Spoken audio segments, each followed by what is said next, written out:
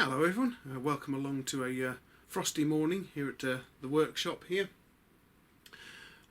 Today I'm going to be taking a second look at the J. Asbury wrench, which I have in this bag here. Been doing some experiments with it at work, see if we can get it to work again. You can probably see what we've been doing right here. But let's take a closer look at it, shall we? Okay, get it out of the bag.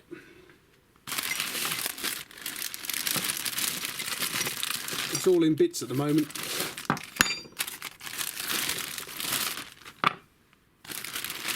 Right, what we got? Oops, stop rolling around you. Okay, so we've got the the dynamic jaw just here. The body, which we haven't done anything to apart from wire brush it. There's the pin. Sit! Sit! There's the pin. Here is the original thumb wheel right there. And what we managed to do was make this brass replacement. This is an experimental brass replacement for it, so we could see. This is my colleague and I in the machine shop to see if we could actually turn a new pivot, a new thumb wheel here. Let's compare it with the original. Now I don't know if it's just me, but the experimental brass thumb wheel looks longer than the original, but they're not. They're actually more or less the same length. For some reason or other, just to my eyes anyway, it looks longer. But yeah. So what did we discover then? Well, we found out, because what I thought originally, this had been abused by somebody, belted with a hammer or something. But to be honest with you, now I don't believe it has, because we made up this brass replacement here, experimental brass replacement, and it still doesn't want to run properly in the tracks here. Now I thought myself these tracks here had been machined in with a mill or whatever, but my colleague in the machine shop thinks they were part of the forging. They were pressed in as part of the forging process. And basically what I did was I took a vernier gauge, as you can see here, tried it in this particular track there, and found out that it was a different measurement, slightly higher here than when I put the vernier gauge, as you can see right here, in there. We can see the measurements are completely different. So this end is lower than this end here. So that's probably why you don't see too many of these things around, because they obviously didn't work too well. So I think what we'll do, guys,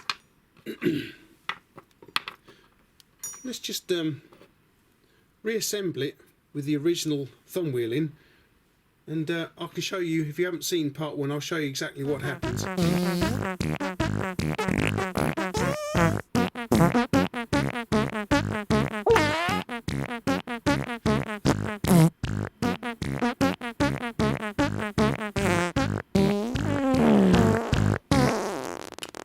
Okay, so we've got it in place now. As you can see, it's very loose and just slides about. Doesn't do anything really. And I think that's how come it got worn out, because it's very loose at this end and doesn't fit in the grooves properly. So that's how it got worn out, instead of being bashed around with a hammer like I originally thought it was. So that's not a lot of use, is it? So we tried. It took some doing, but we did actually manage to make this brass. Well, we made it out of brass because it's softer and it was easier to machine than stainless steel. So as an experiment, we tried this little fellow. So let's get it on board and see what we can do with it. Okay, so here it is. Things are a little bit tighter here now. Have we got it in the right way round is the question. It's very tight, doesn't want to move. Have we got it in the right way round though? Interesting, because it's not moving an inch now. Oh, hang on. There we go. So it's very tight at that end.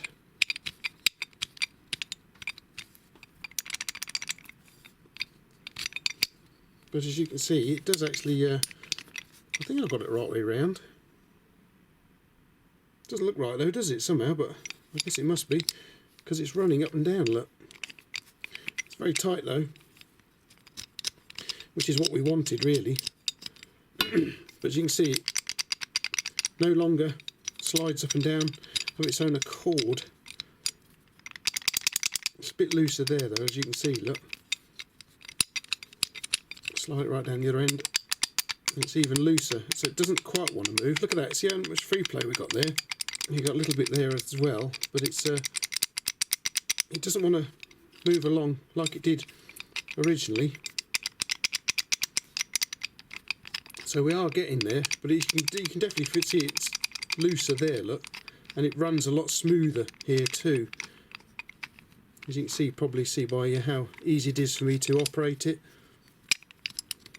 It's very loose, jumping out of the tracks, getting very much tighter up here. Yeah, it's very tight there, as you can see.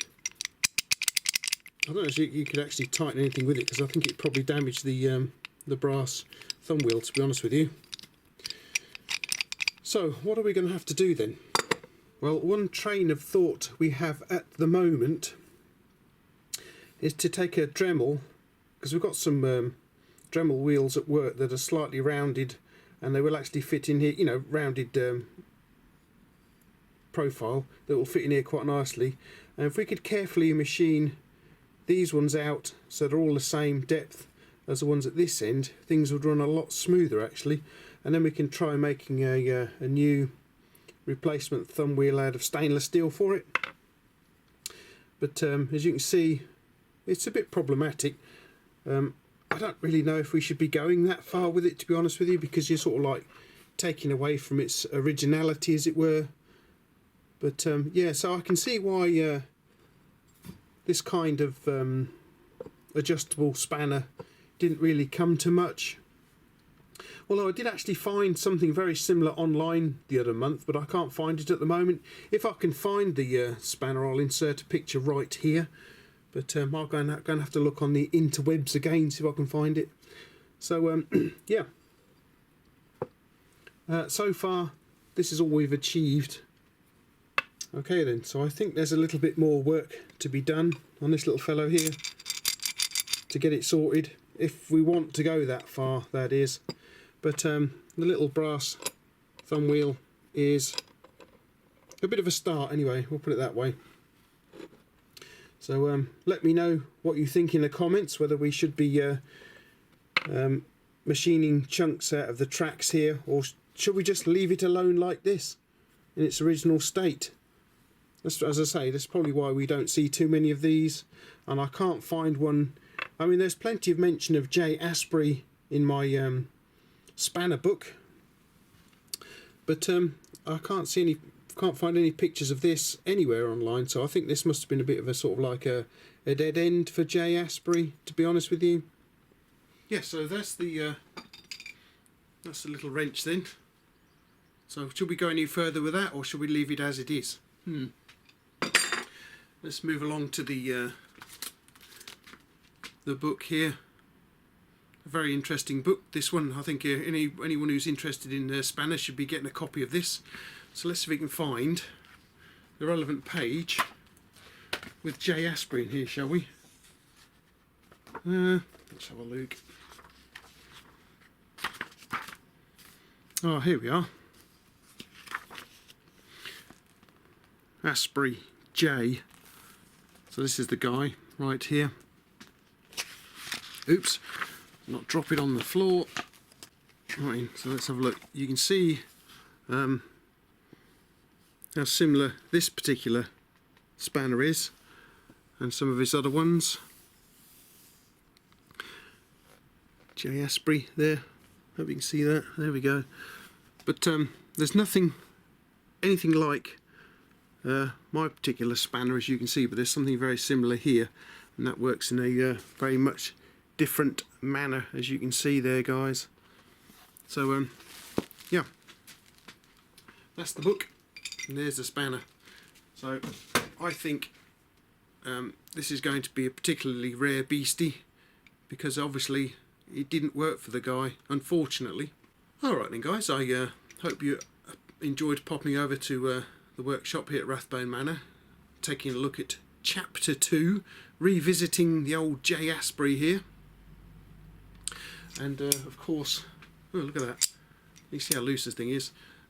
Taking a look at the new replacement thumb wheel here in brass. You know, as I don't know if we'll go any further with this, because you are taking away its originality, I guess, by machining chunks out of it and adding a new thumb wheel to it. But something we'll have to take a look at in the future. Please let me know in the comments down below. If you want to take a look at my original video, have a look here. And I hope you'll pop by Rathbone Manor in the near future, see if we have a chapter 3 on this. Let me know what you think, and I'm sure I'll have something equally interesting for you to take a look at in the near future then, guys. So please pop by again, and thanks for watching.